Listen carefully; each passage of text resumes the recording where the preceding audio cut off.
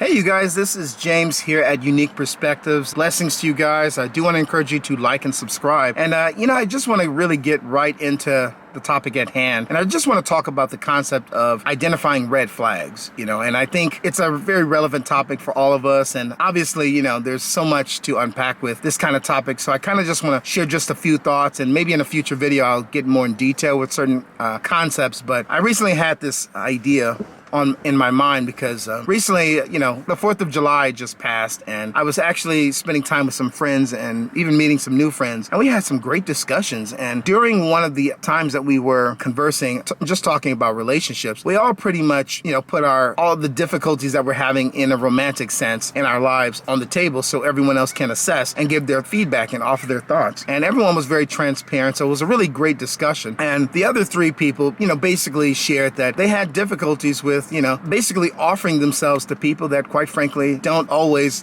or don't necessarily demonstrate that they want to be with those people, but they were making themselves available. It's like a woman constantly making herself available to a man that's only seeing her maybe, 3 or 4 times a year. And even then, he's not taking her seriously in a romantic sense, but more just a friendly thing, while she's interested in something more. And, of course, it happens to a lot of us guys as well. I was the nice guy, a typical nice guy as well, where I used to just kind of string along with women that I was interested in, and they would kind of put me in this friend zone thing or whatever. And I just, then I would get upset. And, at the time I didn't realize I should have been more accountable, and I should have taken more initiative to get out of that. But I really wanted to talk about the concept of the red flags, because I think that it's easy sometimes to assess the lives of other people when they're going through difficulties, when they're going through things. It's easy for me to look at a woman and say, oh, hey, you've been living with this guy for 20 years and he still hasn't married you. He's not taking you seriously. It's very easy for me to say, hey, you should break up with this guy. He's obviously not trying to,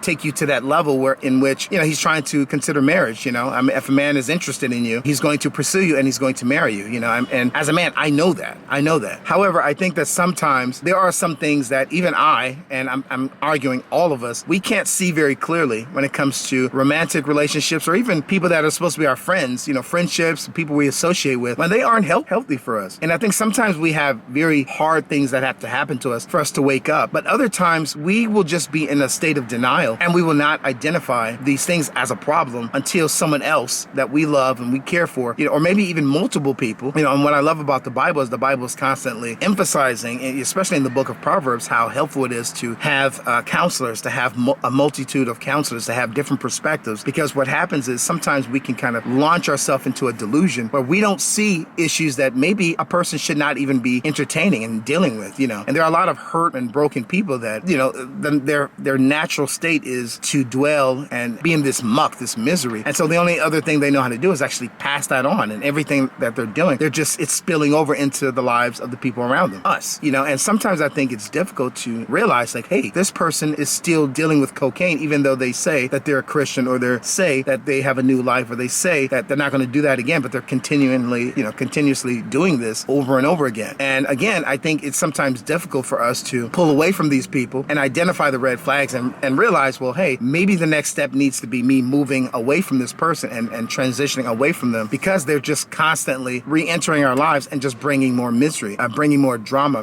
bringing more difficulties, And so I think it's just important to have people that you trust, that you love, that can actually identify things that you may not be seeing, And I think for all of us, we're all at one point in our lives, or even currently or later on down the line, there are times when it's just going to be very difficult to see what's happening in our lives. And maybe we're dealing with somebody that, I don't know, they're a drunkard, or like I said, they're on drugs, or maybe they are constantly somebody that is wrapped up in problems and drama and issues, and we're growing accustomed to kind of dealing with these difficulties when maybe we should actually sever ties, And I think sometimes, especially as a Christian, it can be very difficult to want to back away from someone, because we often believe that the Christian life is to save everyone, to be present for everyone, to always be available to everyone. But the same Jesus that told us to be wise, and to be supportive and be loving and being caring towards people and being, you really demonstrate that true, genuine love. He's also the same Jesus and the same Savior that encourages us and reminds us to be as gentle as doves, but to be wise as serpents. We have to keep in mind that even for the Christian life, we can't just launch ourselves and throw ourselves back into these chaotic situations with people that are not improving their lives when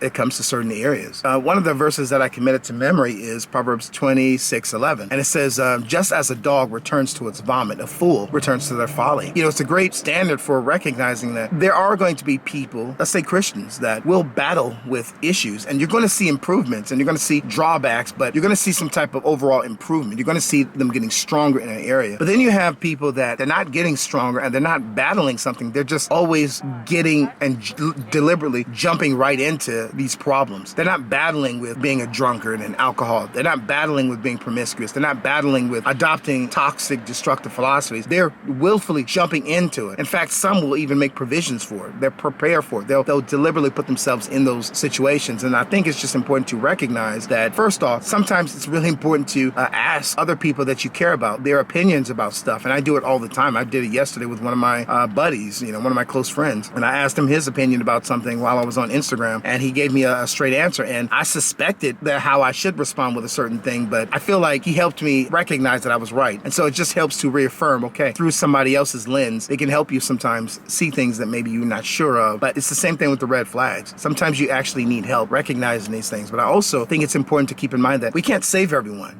Whether you're Christian or not, I think that there's a natural human inclination to want to save people because maybe they're having a hard time in life, or they have had a hard time in life, or they seem to be always battling with stuff. And I think sometimes it's difficult, but sometimes pulling away is the best move because it's almost like, a sinking ship. You have something, you can't stick around. You can't stay with people that are not going in the same direction as you. And, this is something that the Bible is constantly teaching us, that we can't have friendships with light and darkness. We can't entertain people that are on their way to hell and we're on our way to heaven, and we can't go around and be friends with them so closely at the point where their misery and their destructive nature is going to pull us down as well. Now, a person obviously doesn't have the authority to pull us into hell if we're already saved. But what can happen is our lives can be miserable. It can be obstructed. There can be inconveniences happening if we simply don't make the necessary changes and transitions when it comes to relationships. Now, don't get me wrong. I'm not claiming somebody that I've already conquered this, okay? I actually deal with this and I battle this all the time with certain people in my life that sometimes I wonder, should I have backed away from them indefinitely and severed ties with them completely, and other times, I question, okay, maybe this person does need that support. Maybe they don't have a real genuine Christian that's supportive in their life, and maybe it would be helpful if I was present in their life, so I think it's just very difficult to sometimes weigh these things, but I think one of the best things we can do is ask our friends, ask our families, people that actually practice healthy, good judgment when it comes to identifying certain characteristics or demonstrating even in their lives that they are responsible. Just ask their opinion about certain things, or if somebody's telling you something that,